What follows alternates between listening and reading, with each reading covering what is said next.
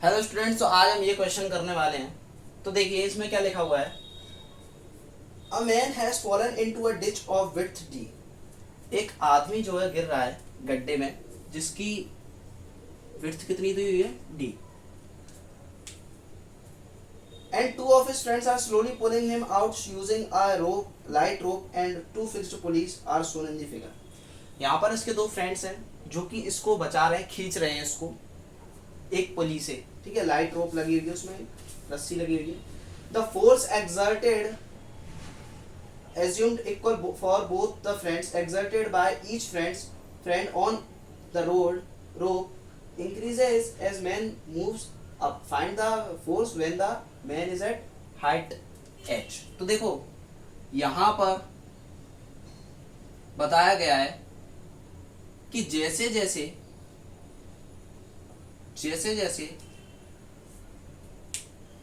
देखो यहाँ पर फोर्स धीरे धीरे बढ़ती जाएगी। अब वो मैं आपको अभी बताऊंगा क्यों फोर्स बढ़ती जाएगी। अब हमें ये बताना है कि जिस समय ये मैन एच हाइट पर होगा तब उस समय कितनी फोर्स होगी। ठीक है, हमें ये बताना है। तो देखिए ध्यान से सुनना, इसको सॉल्व करते हैं। सबसे पहले यहां पर एक फोर्स लग रही होगी, टेंशन टी। ठीक है, यहां पर भी लग रही होगी, इक्वल लग रही है टी टी। अब देखिए वर्टिकल से, अब ये ना तो फोर्स हॉरिजॉन्टल है ना वर्टिकल है, तो ना हॉरिजॉन्टल और ना वर्टिकल, तो इसके दो कंपोनेंट होंगे, एक हॉरिजॉन्टल कंपोनेंट और एक वर्टिकल कंपोनेंट। अब ये थीटा एंगल बना रही है, वर्टिकल से थीटा एंगल बना रही है, फिर ऐसे ये भी थीटा एंगल। ठीक है, तो जिस तरफ थीटा होता है, अब यहाँ पर मैं थोड़ा सा इसको एफबीडी के माध्यम से बता देता हूँ आपको। जैसे ये कोई मैन है, यहाँ पर टेंशन टी लग रही है, तो इसके दो कंपोनेंट होंगे।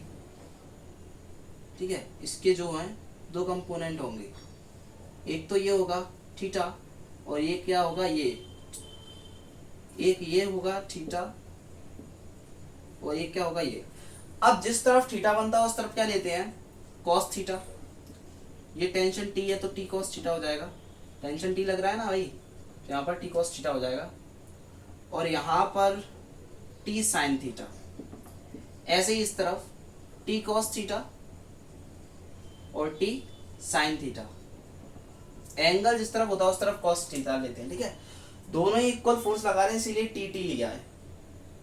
अब मेरी बात सुनना ध्यान से, यहाँ पर इसका खुद का भी तो वेट लग रहा होगा, इस लड़के का खुद का भी तो वेट लग रहा होगा mg, तो mg नीचे की तरफ इसका वेट लग रहा है। ठीक है, अब देखो ध्यान से, ये जो mg वेट है वो इन दोनों फ्रेंड्स के फोर्स के बराबर है। ये जो वर्टिकल कंपोनेंट है इसके बराबर है mg वेट। तो हम क्या लिख सकते हैं कि t cos theta plus t cos theta बराबर क्या हो जाएगा, mg। ठीक है, ये दोनों ही इक्वल है, तो हम इसको क्या लिख सकते हैं, 2t cos थीटा बराबर क्या है, mg। ठीक है, अगर हम यहां से t निकालना चाहते हैं तो क्या आ जाएगा हमारे पास, mg अपॉन 2 cos थीटा। ठीक है, अब ये cos थीटा की अगर हम वैल्यू रख दें यहां पर, तो हमारे पास टेंशन t जो फोर्स लग रहा है वो आ जाएगा। अब मेरी बात सुनिए ध्यान से, जैसे जैसे मैंने अभी बोला था, जैसे जैसे ये इसकी हाइट बढ़ती जाएगी जो है फोर्स इंक्रीज होता जाएगा। अब फोर्स इंक्रीज क्यों होगा वो सुनिए, जैसे जैसे हाइट बढ़ेगी ये एंगल भी क्या होगा, बड़ा होगा। ये एंगल भी क्या होगा, बड़ा होगा, और एंगल बड़ा होगा तो कॉस थीटा घटेगा, कॉस थीटा घटेगा। अरे भाई एक बात बताओ, थीटा इक्वल 0 रखूं मैं यहाँ पर तो क्या आता है, 1। कॉस थीटा की वैल्यू 1 आती है ना, और यहाँ पर अगर मैं थीटा इक्वल 90 रख दूं क्या आएगा, 0। तो जैसे जैसे थीटा बढ़ेगा वैसे वैसे कॉस थीटा घटेगा, और cos theta is inversely proportional to tension T. तो जैसे जैसे कॉस थीटा घटेगा फोर्स टेंशन टी भी बढ़ेगा। समझ में आया कुछ? तो चलिए कॉस थीटा की वैल्यू निकालते हैं यहाँ से। तो कॉस थीटा, अब सुनिएगा ध्यान से, ये एंगल थीटा है, अगर इसकी ये विड्थ d/2 है, तो यहां से यहां तक ये कितनी होगी, ये कितनी है d है, तो यहां से यहां तक कितनी होगी d/2। ठीक है, ये h हाइट है। ठीक है, अब एंगल के सामने वाली साइड क्या होती है, परपेंडिकुलर। ठीक है, और ये जो है यहां से अगर हम देखें, ये इसको मैं थोड़ा सा सीधा बना देता हूं, ये क्या हो गई हमारी हाइपोटेन्यूज, एंगल के सामने वाली साइड ये हो गई परपेंडिकुलर, ये हो गई हमारी क्या, ये वाली हो गई हमारी बेस, और ये जो है ऐसे में दिख रही है आपको जिस पर टेंशन टी लग रहा है, वो हो गई हमारी हाइपोटेन्यूज। इस ट्राइंगल में देखिए आप, ठीक है, इस ट्राइंगल में, ये जो ट्राइंगल बन रहा है ना, इस ट्राइंगल में, तो ये हो गई हमारी d/2। अब d/2 जो हुई, d/2, अब देखो cos थीटा क्या होता है, बेस अपॉन हाइपोटेन्यूज। तो यहां से बेस क्या हो जाएगा हमारा, बेस तो ये है ना, तो बेस हमारा क्या हो गया h। ठीक है, अब हाइपोटेनियस की बात रही, तो हाइपोटेनियस यहाँ से हमारे पास परपेंडिकुलर है और बेस है, तो परपेंडिकुलर क्या होता है, हाइपोटेनियस क्या होता है, अंडर रूट परपेंडिकुलर का स्क्वायर यानी कि d²/4 प्लस बेस का स्क्वायर, बेस क्या है हमारा h²। ठीक है, ये हमारा आ गया cos थीटा की वैल्यू। cos थीटा की वैल्यू इसमें रख दो उठा के, तो t equal mg/t 2, cos theta की वैल्यू क्या है हमारे पास, इनटू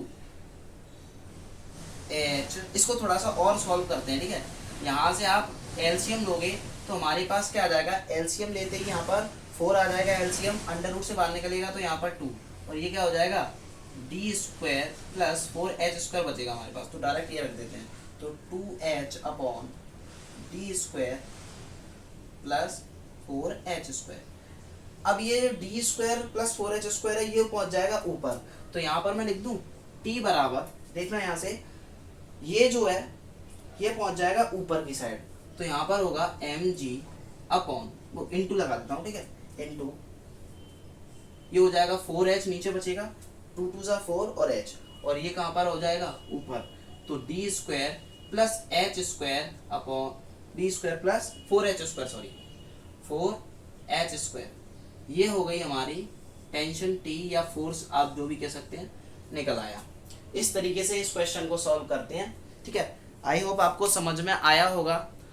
मिलते हैं अगले वीडियो लेक्चर में, तब तक के लिए खुश रहिए, स्वस्थ रहिए, मस्त रहिए, पढ़ाई करते रहिए। Thank you so much.